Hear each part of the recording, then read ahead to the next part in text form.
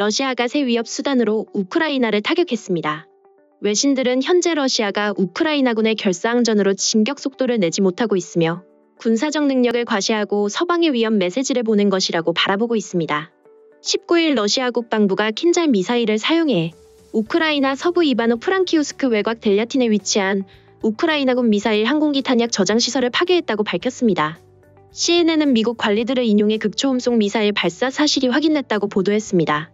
AFP 통신은 러시아 국영 리아 노보스티 통신을 인용해 러시아가 극초음속 미사일을 실전에 사용한 것은 처음이라고 전했습니다. 이어 다음 날에도 러시아는 우크라이나의 극초음속 미사일을 재차 발사했다고 전했습니다. 그 미사일은 사정거리가 2000km에 달하는 킨잘로 핵탄두 탑재가 가능한 극초음속 미사일이었습니다. 인테르팍스 통신에 따르면 최대 마하 10의 속도로 날아가는 킨잘 미사일은 현존하는 공대공, 지대공 방어체계로는 저지가 어렵다고 알려진 바 있습니다. CNN도 마하 5 이상 속도로 이동하는 극초음속 미사일은 낮은 궤도로 비행해 탐지가 쉽지 않아 미사일 방어체계를 교란한다고 분석했습니다. 러시아는 2019년 11월 중순 처음으로 북극 지역에서 킨잘 발사 시험을 실시하며 위력을 과시했습니다. 우크라이나 침공 이후 3주가 지났음에도 지지부진한 모습을 보이고 있는 러시아군이 핵 탑재가 가능한 극초음속 무기로 서방을 위협한 것입니다. 킨잘 미사일의 공격을 받은 지역은 북대서양조약기구 회원국인 루마니아의 국경에서 불과 6km가량 떨어진 곳입니다. 한편 3주째 러시아군의 포위 공격을 받고 있는 우크라이나 남부 항구도시 마리우폴은 함락 위기에 놓였습니다. 이날 러시아군과 칠러분리주의 반군 세력은 마리우폴 도심지까지 진입해 우크라이나군과 격렬한 시가전을 벌였습니다. 마리우폴을 둘러싼 전황이 급박하게 돌아가는 가운데 지난 한 주간 마리우폴 주민 수천 명이 러시아로 강제 이주된 것으로 전해졌습니다. CNN은 이날 마리우폴 시의회를 인용해 러시아군이 레보베레즈나야 지역과 스포츠클럽, 건물 내 대피소에서 주민들을 납치했다고 전했습니다. 워싱턴 포스트는 러시아군이 도시 내부로 더 깊숙이 진격하며 우크라이나군이 도시에 대한 통제력을 잃어가는 것으로 보인다고 보도했습니다. 러시아군은 동남부 항구도시인 마리우폴을 점령하기 위해 공세 수위를 올리고 있습니다. 바딘 보이첸코 마리우폴 시장은 우리 군대는 할 수 있는 모든 것을 하고 있지만 불행하게도 적군의 규모는 우리보다 크다고 말했습니다. 마리우폴은 동부 돈바스 지역과 2014년 합병한 크림반도를 연결하는 도시 중 한 곳입니다. 러시아가 이 도시를 차지할 경우 흑해와 만나는 곳에 위치한 헤르손 점령과 더불어 우크라이나 해상 장악에 한 걸음 다가서게 됩니다. 마리우폴과 다른 항구도시 오데사까지 점령되면 사실상 우크라이나의 해안은 완전히 차단됩니다. 이 때문에 러시아군은 3주째 마리우폴을 포위한 채 민간인을 가리지 않고 집중 포격을 가하고 있습니다. 볼로디미르 젤렌스키 우크라이나 대통령은 마리우폴에 대한 러시아의 지속적인 공격은 수세기 동안 기억될 테러 행위라고 말했습니다. 로이드 오스틴 미국 국방장관은 지난 18일 CNN과의 인터뷰에서 러시아가 우크라이나 침공 과정에서 수차례 실수를 저질렀다면서 물자 보급 등에서 고전을 면치 못하고 있다고 지적했습니다. 그는 러시아가 물자 보급에 있어 고전하고 있으며 전술 정보를 잘 활용하고 있다는 증거도 찾지 못하는 상황이라며 지상작전과 공습의 통합도 원활하지 않다고 밝혔습니다. 러시아는 전격전이 실패하면서 최근 2에서 3주간 주요 도시를 대대적으로 포격하는 시가전을 강화하고 있습니다. 영국 국방부는 러시아가 작전 및 접근 방식을 바꿔 소모전으로 가는 전략을 추구하고 있다고 설명했습니다. 한편 러시아의 우크라이나 침공 및 디폴트 가능성으로 관련 위험에 노출된 은행들도 사업 정리 작업에 박차를 가하고 있습니다. 하지만 유럽 은행들의 러시아 위험 노출액이 높아 은행을 중심으로 손실이 클 것으로 예상됩니다. 로이터 통신은 지난 18일 기준 시점을 지난해 9월 말로 잡고 이탈리아와 프랑스 은행들이 각각 253억 달러, 252억 달러의 러시아 익스포저가 있다고 국제결제은행 자료를 인용해 보도했습니다.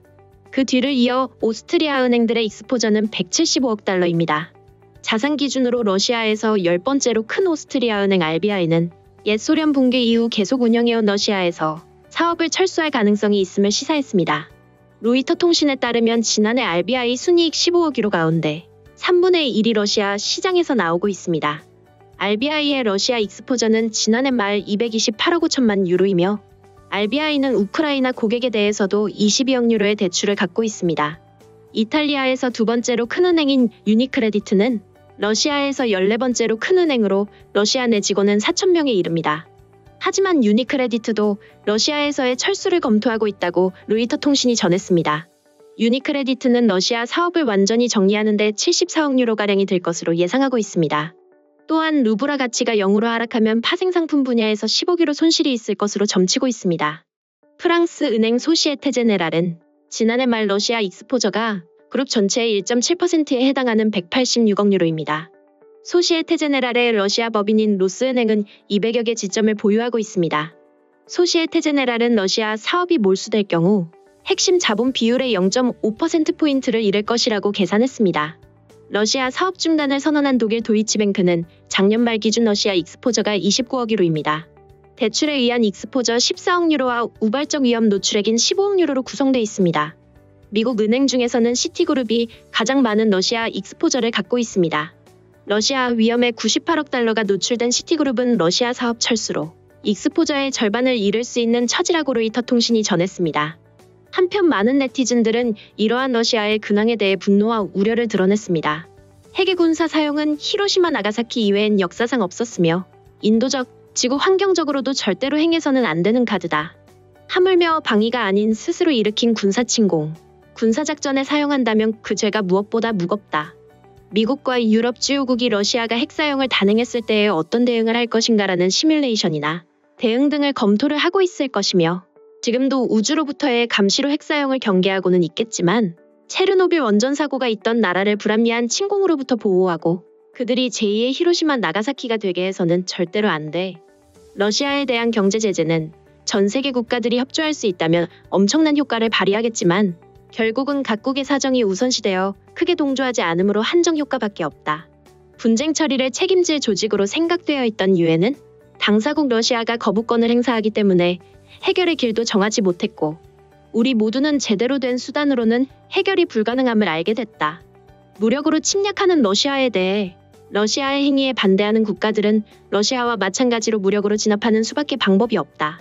이는 푸틴이 언젠가는 반드시 전술핵 미사일을 사용할 것임을 의미한다.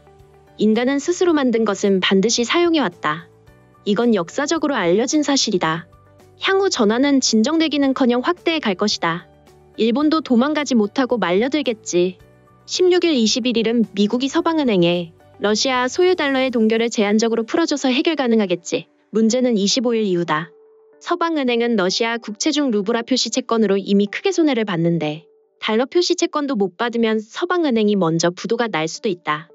국가 부도가 나면 러시아 기업들도 부도가 나면서 실업자도 급등하겠지. 당연히 쿠데타도 일어날 것이고 푸틴은 이를 두려워하고 있다.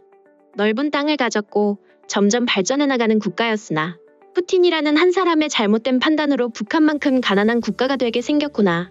지금까지 관련 소식을 접한 한일 네티즌들의 반응이었습니다. 오늘 내용이 도움이 되셨다면 구독과 좋아요, 알림 설정 부탁드리겠습니다. 세상의 소식을 전하는 월드리뷰는 계속해서 달려나가겠습니다.